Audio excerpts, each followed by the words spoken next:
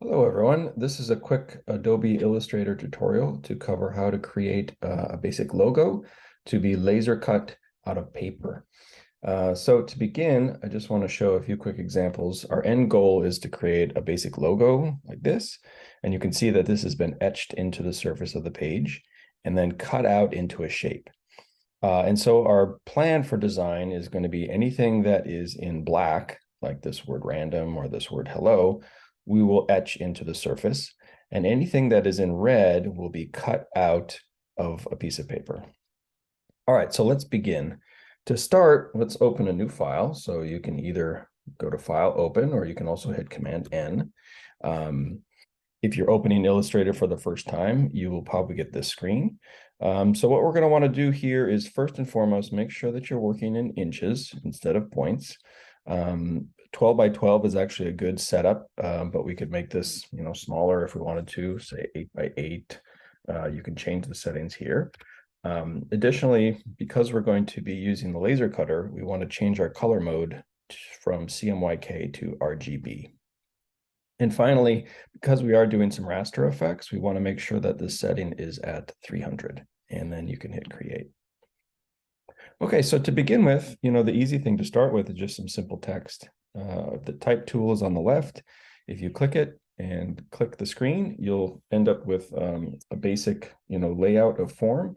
You can change the point size by going over to the character menu and just, making this larger. I'm gonna hit 72. You can also choose a font type and preview that as you're scrolling through. So I'm gonna choose something simple, Arial Black, for example. And then you can simply type whatever word you want to use. In this case, I'm using the word random.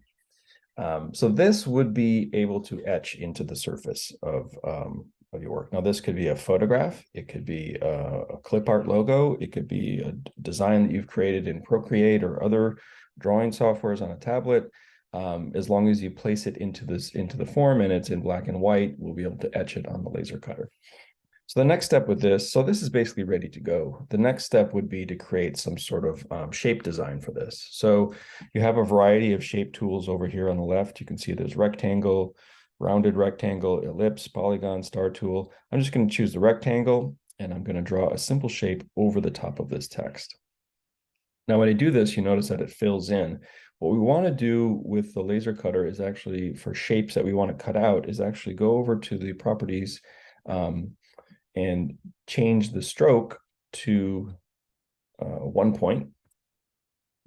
Okay, and then also change the color to 255 red. So we're going to type in 255, and then these other boxes will be 0 and 0. Okay, and that's just a good habit for laser cutting. Typically, we can separate colors pretty easily using these settings. So red is going to be our cut color, and then for fill, we're going to choose no fill.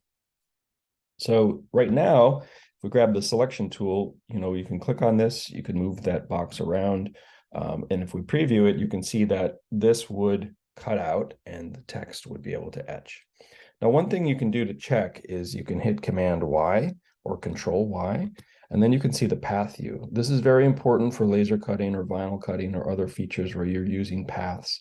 In this case, we see that our box is a path and our text still looks like a text. So this would not be able to be cut out. The word random would not be able to be cut out of the page because it does not have a path, whereas the box has a path and we can see that clearly. Additionally, if you use the direct selection tool, you'll notice that if you click on the box, you'll get these points. So this is what the laser cutter is actually following. It's going to go from point to point to point to point to cut out the shape. So with the direct selection tool, you could alter these points as well. I could click on an anchor point and I could bend it and make it more obtuse if I wanted to. So there's some other ways of creating shape and form, but for this exercise, think about ways that you might be able to alter an existing shape. I'm going to hit Command Y again so I can see my project in preview. I'm going to select the whole thing by dragging over it and just bringing this down so I can manipulate this further. Now, the other thing that I've done with the other logo was I created an R that would cut out. So to do that, you can simply go to the text tool again, click on the screen. I'm just going to hit Shift and hit R so I get a capital R. For this, again, if I hit Command Y, it's not going to cut out because it does not have a path. So in order to make an object have a path that is text, you need to click on the selection tool, make sure it's highlighted. If it's not highlighted, just click on it once. Go up to Type and then find Create Outlines. Okay, and when you do this, you'll notice that the box changes and we suddenly have an ability to add a stroke and a fill color. All right, so if I hit Command Y again, you can see that this R is now a path that the laser could follow.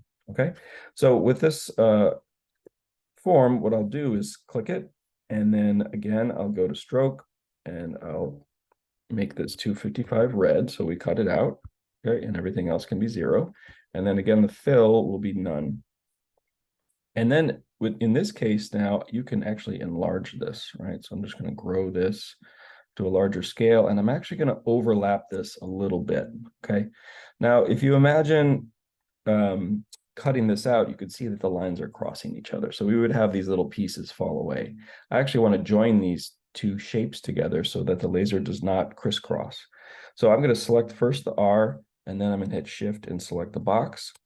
And then if you go to the Pathfinder, if Pathfinder is not available, you can always go up to Window and locate Pathfinder to pop up a new window. It's typically in the properties, but here we have these options to merge shapes together.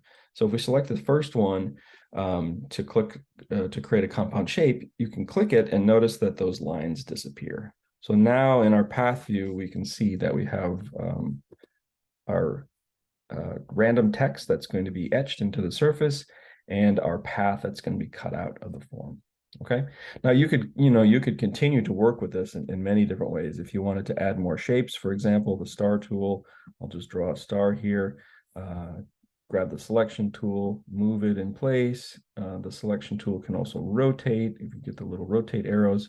And again, if you click that and then hit Shift and click the other shape, you can merge that together as well. All right. Additionally, if I wanted to, create a cutout, for example, you could do the same sort of thing. So if I took a circle, if I wanted this to be hanging, put a string on it, like a logo or an emblem or something, I could make a circle. Again, this is not necessarily critical for this. It would cut out particularly well, but if I click on both of these, then I could choose the reduce button to allow this to be a hole into it, okay? So now I have a logo that could easily be etched into the surface and laser cut in Toro. So what we want to do with this when we're finished is simply save it as an Illustrator file. So once you're completed with your logo, you can simply go to File, Save As, and just name it. It's a good idea to name it with your either your last name or your email credentials. So I'm just going to call this J. Smolinski and logo. Okay, and save it to where you can find it, of course. To bring it to the laser cutter, we need to have it on a movable drive. So either a thumb drive or an external hard drive, and then we can bring it to the laser cutter. Hit OK, and you're all set. So that's the basics of working with, designing vector designs for laser cutting. And again, we'll be taking these and etching them into the surface of the page and then cutting them out for our final design. That's all for now. Thanks.